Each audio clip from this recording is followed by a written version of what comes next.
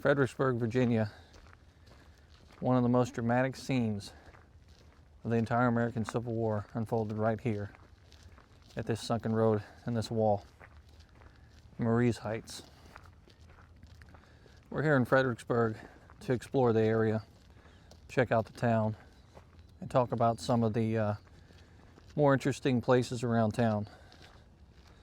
There's plenty of videos out there about the battle itself, but there's not a lot of videos about the different places around town that you can go visit and see for yourself. That's what we're going to do today.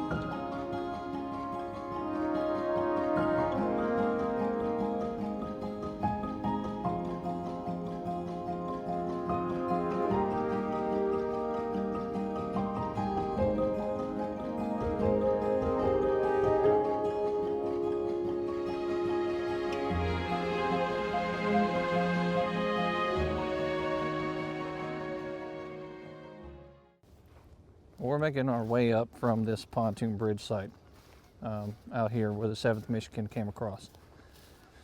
Now that's a full 2 days prior to the battle really commencing out here in Fredericksburg. When the 7th Michigan comes across this location, makes her way up this bank where I'm walking right now, and goes towards the town and tries to assault the Confederates that are hidden within the houses just ahead of me.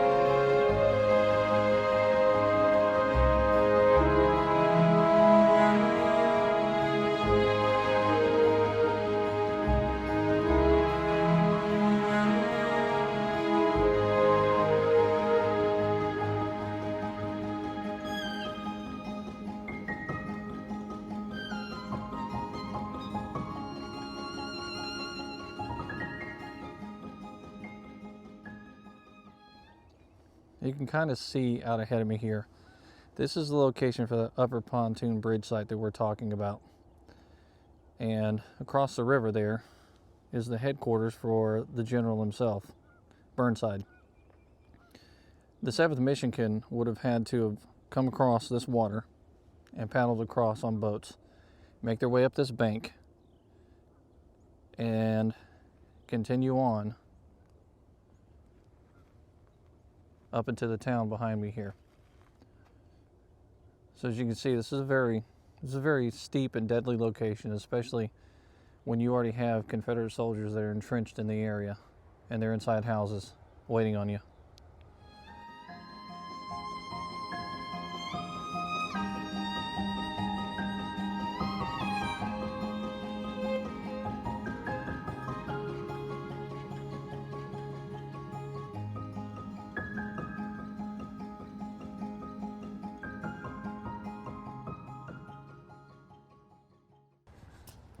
The Baptist church there behind me was built in 1854 to 1855. And during the Battle of Fredericksburg, this location was pretty rough.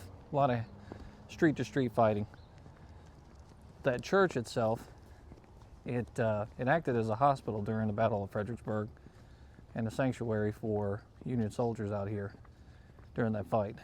It became pretty unusable after the battle was over with, but it's still one of those structures here in Fredericksburg that stands today.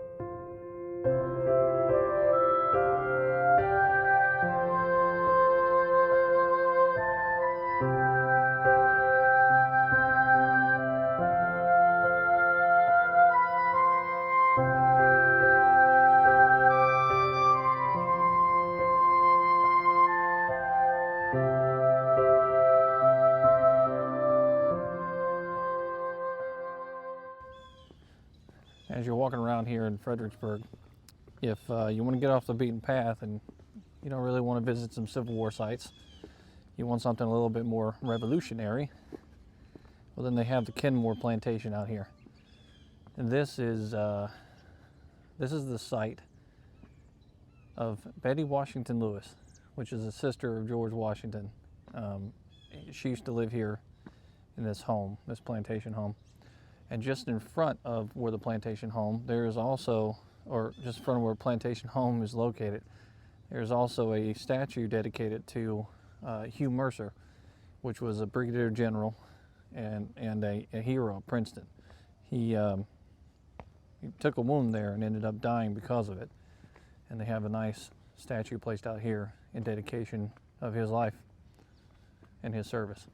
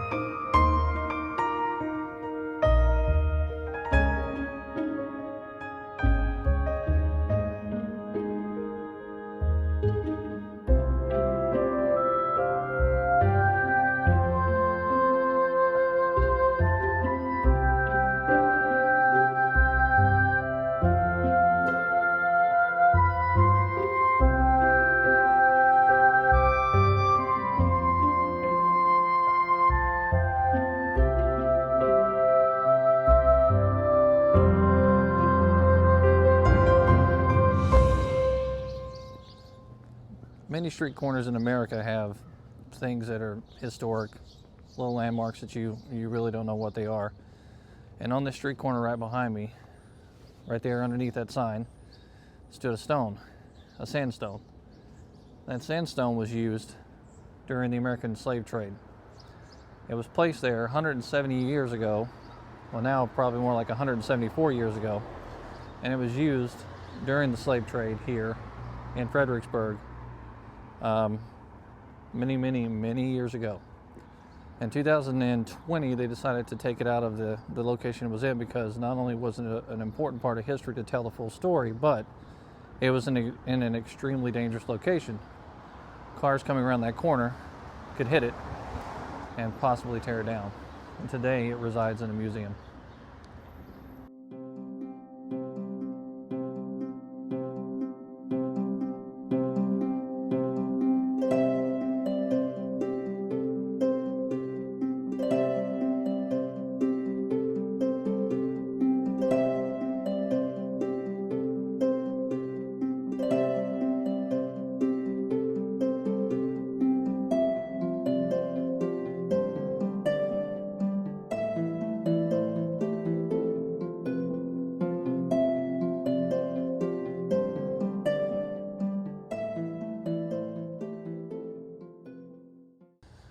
Architect James Renwick, who designed the Smithsonian Castle, also designed the Fredericksburg Courthouse, which was built in 1852.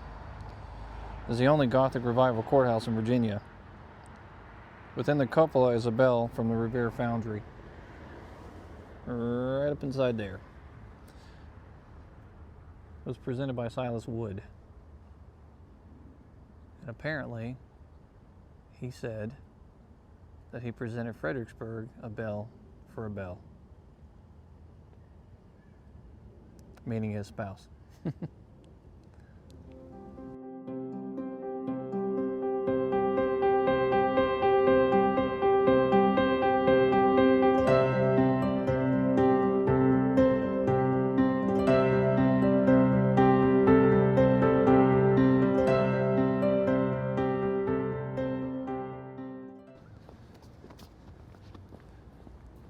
The street corner I'm walking right now is a corner in Fredericksburg where Clara Barton was actually at during and after the battle, where she was tending to some of the wounded soldiers out here.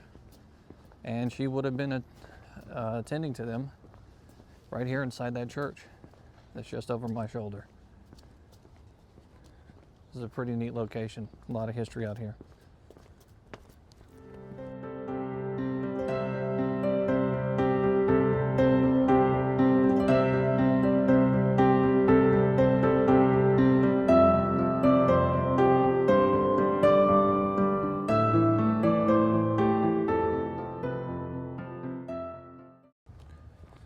Once again, Fredericksburg doesn't just host a whole bunch of history about the American Civil War. There's other facets of history here that you can visit and check out information for yourself. For example, this unassuming public park that I'm walking in right now. This location, where people take their dogs to do their business on the grass and sit in the park and read, was once called the Corporation Burying Ground. That's right, it was a cemetery. And there was a doctor that was buried out here named Dr. Charles Mortimer. Dr. Charles Mortimer was the personal physician to Mary Washington. At one point in time, long after the Civil War was over with, it was decided that this would be made into a public park. All the headstones and the graves would be removed, and the people would be buried elsewhere. So that's what they did. There was a church locally that wanted to lay claim to this area too. They called it their property, and they put a claim out on it, and it was forgotten about until after the American Civil War was over with. And in 1953, the claim was brought back up, but they lost their claim. So today, this is still a public property for people to walk around on, and hopefully there's no graves underneath my feet.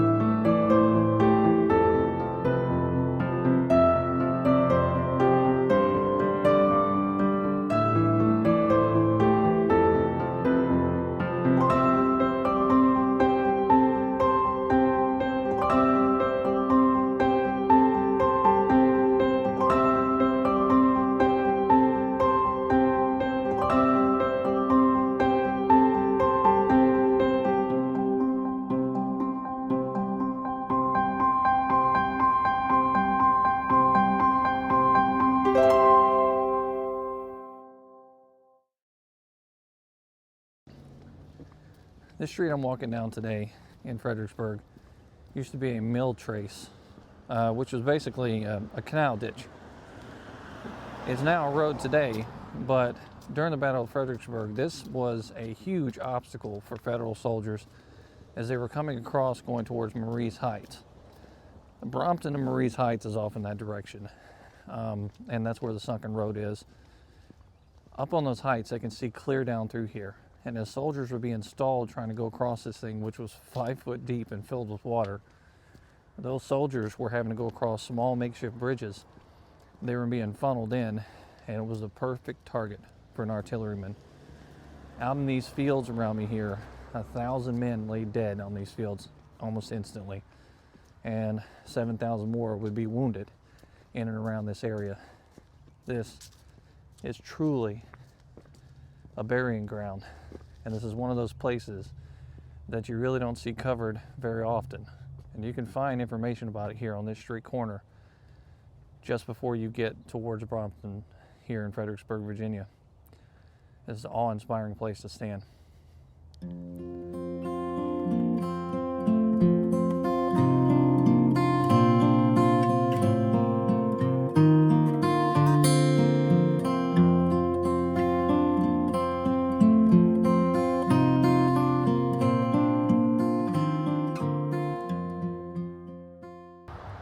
Well, in order to end this video, I thought I'd come out here to Chancellorsville, to the very location where General Jackson was wounded just a few short months later after that Battle of Fredericksburg took place.